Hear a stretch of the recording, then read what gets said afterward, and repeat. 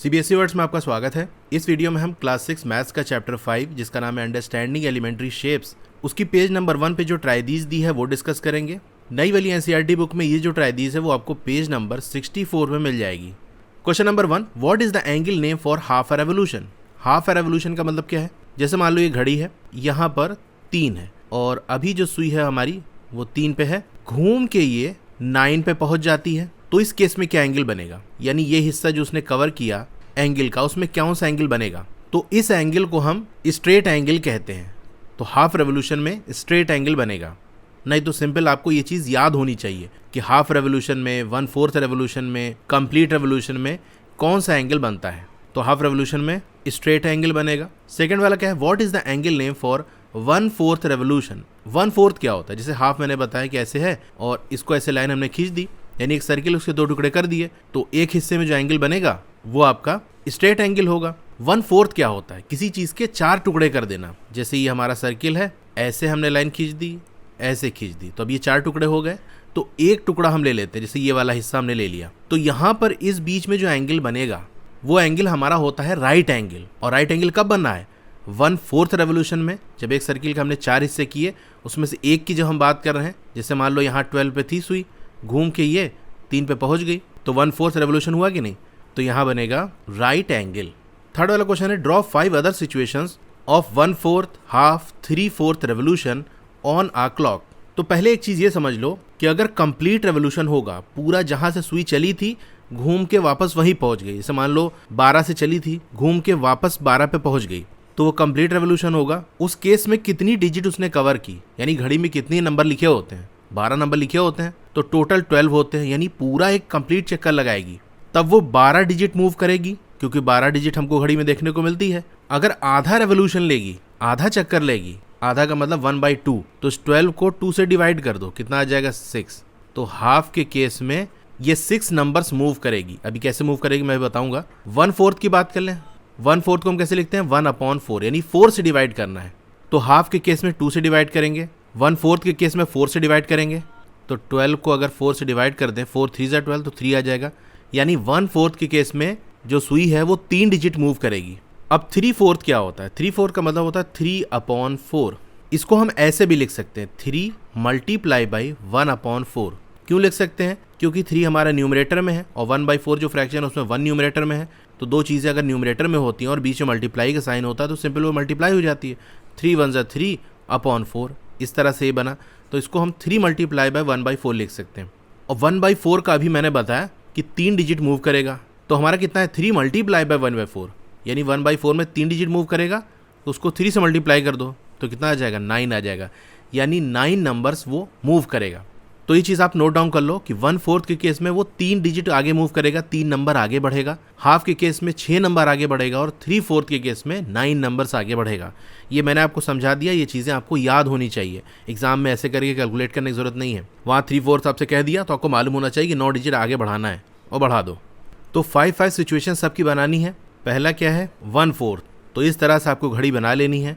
1/4 का मतलब कहीं एक आप सुई रख लो, उसके बाद 3 डिजिट मूव करा दो, 3 नंबर्स आगे। तो चलो एक बार हम 12 पे रख लेते हैं। 3 डिजिट आगे मूव करेगी, मतलब 12 से जाएगी 1, 1 से जाएगी 2, 2 से 3, हो गया 3 ना। तो यानी कहाँ पहुँचेगी? 3 पे पहुँचेगी। तो एक सुई आप ऐसे बना देना 3 पे और बीच में ऐसे डॉटेड लाइन बना देना और एरो दिखा देना ये इस तरह से कि 12 से 3 की तरफ जा रही है, क्योंकि 3 से 12 उल्टी तो जाएगी नहीं सुई। दूसरा चलो हम 1 से बना देते हैं। कहीं से भी आप बना सकते हो, कहीं से भी शुरू कर सकते हो। ये तो जस्ट समझाने के लिए मैं एक जगह चूज़ कर लिया कि चलो 1 से शुरू करते हैं। तो 1 से जाएगी 2, 2 से 3, 3 से 4, तो अब दूसरी सुई कहाँ बनेगी? 4 पे बनेगी। अब 1 से चल रही तो यहाँ से डॉटेड लाइन से ऐसे गोलाई में बना देंगे और यहाँ एरो लगा देंगे कि 1 से 2 गई, ये वाला जो एंगल है। फिर चलो एक बना देते हैं हम 3 पे। तो एक सुई हमारी ये 3 पे है, 3 से जाएगी 4, 4 से जाएगी 5, 5 से जाएगी 6, तो दूसरी वाली कहाँ बनेगी? 6 पे बनेगी। तो ये हमने ऐसे बना दिया। अब चलो एक सुई हम 5 पे कर लेते हैं, फिर जाएगी 6 पे, 7 पे, 8 पे, 8 पे पहुँचेगी ये, तो यहाँ 8 हो गया। ये ऐसे हमने डॉटेड लाइन दिखा दिया और इधर साइड एरो बना दिया कि ये 5 से 8 की तरफ जा रही है। तो ये एंगल जो बनेगा वो 1/4 का एंगल होगा। 1/4 यानी राइट एंगल आपका बनेगा। अब मान लो अगर सुई 7 पे है तो जाएगी 8, 9, 10, 3 डिजिट मूव कर रही है तो 10 से पहुँच गई। ये आपने इस तरह से बना दिया, तो ये 1/4 का बन गया। अब दूसरा किसका बनाना है? हाफ का बनाना है। हाफ में 6 डिजिट मूव करेगी, 6 नंबर आगे मूव करेगी, तो हाफ रेवोल्यूशन हो जाएगा। जैसे मान लो आपका 3 पे है तो जाएगी 4, यानी 1 2 3 4 5 6, तो 6 जहाँ पर आ रहा है वहाँ पर वो सुई पहुँचेगी। कहाँ पहुँची? 9 पे पहुँची। और ये हाफ रेवोल्यूशन ऐसे नहीं बनना है, देखो ऐसे सर्किल हम बना दें और ऐसे बीच से लाइन खींच दें, तो इस सर्किल के 2 टुकड़े हमने कर दिए, एक टुकड़े की बात कर लें तो वो हाफ ही कहलाएगा। यानी नीचे साइड ऐसे मूव करी है तो नीचे वाला एरिया, ये हिस्सा हम देखें तो ये आधा ही तो है सर्किल का, तो हाफ रेवोल्यूशन इस तरह समझ सकते हो। दूसरा जो सबसे आसान तरीका वो ये कि जहाँ पर भी आप सुई बनाए हो उसको ठीक उल्टा दूसरी सुई बना दो, यानी सुई वही रहेगी, घूम के वो वहाँ पहुँचेगी। दूसरी जो पोजीशन आप बनाओगे वो उसका ठीक उल्टा बना दो, ठीक उसके अपोजिट डायरेक्शन में। तो जैसे 3 बनाया था, 3 का ठीक उल्टा, यानी 3 वाली लाइन को ही अगर हम पीछे बढ़ा दें तो कहाँ पहुँच जाएंगे? 9 पे पहुँच जाएंगे। उधर साइड एरो लगा दिया। अब दूसरा बना लेते हैं, चलो मान लो ये 2 पे थी, तो इस 2 वाली लाइन को पीछे की तरफ हम बढ़ा दें और फिर इधर एरो लगा दें तो 2 से 8 पहुँचेगी। यहाँ आपको दिखाना पड़ेगा, 3 से 9 गई ना, तो ऐसे डॉटेड लाइन से हम यहाँ एरो दिखाएंगे, ठीक है। इसी तरह 2 से 8 गई तो ये ऐसे दिखा देंगे हम। फिर अब कहाँ से कहाँ पहुँचा लें? चलो 12 से, और 12 लाइन को हम पीछे बना दें तो कहाँ पहुँचेंगे? 6 पे, यानी 12 से 6 एक हो गया।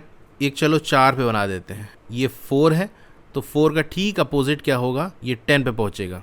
4 से 10 गया तो ये हमने बना दिया। अब मान लो 7 पे था, ठीक है, तो इसका ठीक उल्टा कहाँ पहुँचेगा?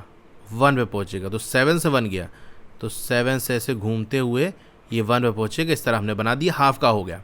अब 3/4 का बना लेते हैं। 3/4 के लिए मैंने आपको क्या बताया? मैंने आपको ये बताया कि वहाँ पर 9 डिजिट मूव करेगा।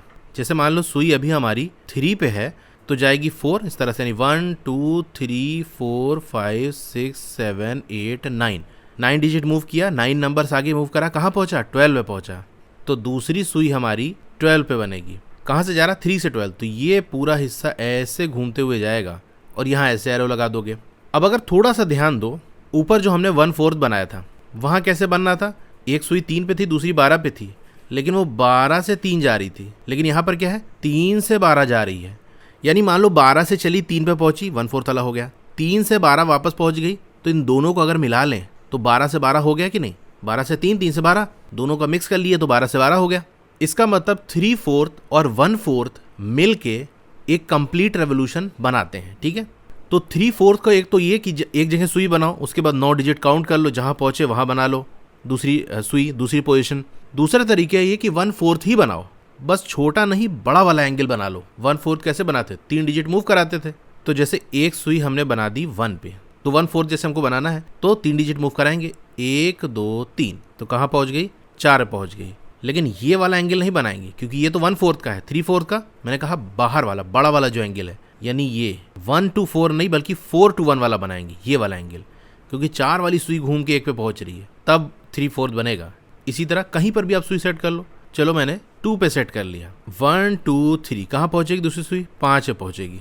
तो 5 से स्टार्ट करते हुए बाहर से हम जाते हुए ये 2 पहुँचेंगे, ये 3/4 का एंगल बन गया। चलो एक सुई हम 10 पे बना लेते हैं, फिर ये 11 12 और ये 1, 3 डिजिट हो गई, यानी दूसरी कहाँ पहुँचेगी? 1 पे पहुँचेगी। बड़ा वाला एंगल हम बनाएंगे, क्लॉक ही वाइज याद रखना घूमेगा, ऐसा नहीं कि 10 से आपने 1 बना दिया, घड़ी उल्टी नहीं चलती, 10 9 8 नहीं चलती। तो बड़ा वाला एंगल बनाएंगे तो इधर ही से स्टार्ट करना पड़ेगा 1 से, और ये हम पहुंच गए। अब चलो 8 पे बना लेते हैं, तो 9 10 11, तीसरा वाला कहाँ आएगा? 11 पे आएगा। अभी 11 से इस तरह से घूमते हुए आके 8 पे पहुंचेगा, ठीक है। तो ये इस तरह से बनाना था और हमने बना लिया। अब आप एक चीज़ ये पूछ सकते हो कि क्या इतनी घड़ी हमको बार बार बनाना पड़ेगा? ये तो बहुत ज़्यादा टाइम टेकिंग है। तो जितना आपका काम है उतने ही डिजिट दिखा लो। जैसे ऊपर वाला पहला वाला देखो, हमको ये सब 4 5 6 7 इतना दिखाने की ज़रूरत नहीं है, तो ऐसे घड़ी बनाई, आपने 3 दिखा दिया और 12 दिखा दिया, और बस इस तरह से दिखा दिया। फिर एक 3 और 6 के बीच में बना लेना, तो 3 और 6 दिखाना पड़ेगा। 6 और 9 के बीच में बना लेना, तो आपको सिर्फ उस केस में 2 डिजिट से दिखानी पड़ेगी। इस तरह से आपका 4 बन जाएगा। फिर एक हाथ में थोड़ा सा और कुछ बना लेना, जैसे ये देखो 1 से 4 वाला, तो इसमें 12 से लेके 4 तक या 6 तक बना लेना। तो पूरा आपको हर बार बना के दिखाने की ज़रूरत नहीं है। तो यहाँ की ये ट्रायदीज हमारी कंप्लीट हो गई। ट्रायदीज और एक्सरसाइज के सोल्यूशन देखना है तो मेरी वेबसाइट है www.estudywala.com, वहाँ विजिट करके देख सकते हो। कि और वीडियोस अगर आपको देखनी है तो इस तरह से आपका मोबाइल होगा, वीडियो चल रही होगी, पहले आप वीडियो को लाइक कर लो, चैनल को सब्सक्राइब कर लो, नीचे आपको मोर लिखा होगा वहाँ क्लिक करना है, फिर यहाँ भी आपको मोर लिखा है, यहाँ भी क्लिक करना है। स्क्रॉल डाउन करोगे तो ये आपका ये पूरा डिस्क्रिप्शन है, तो इसके अंदर आपको प्लेलिस्ट का लिंक मिल जाएगा, ठीक है, साइंस मैथ इस तरह से। तो जिस चैप्टर की वीडियो आपको देखनी है उस चैप्टर का नाम लिखा हो, उसके साथ एक लिंक होगा साइड में या नीचे, उस पर आपको क्लिक करना है, तो उस चैप्टर की प्लेलिस्ट ओपन हो जाएगी और सारी वीडियो वहाँ से उस चैप्टर की देख सकते हो। Okay, thank you.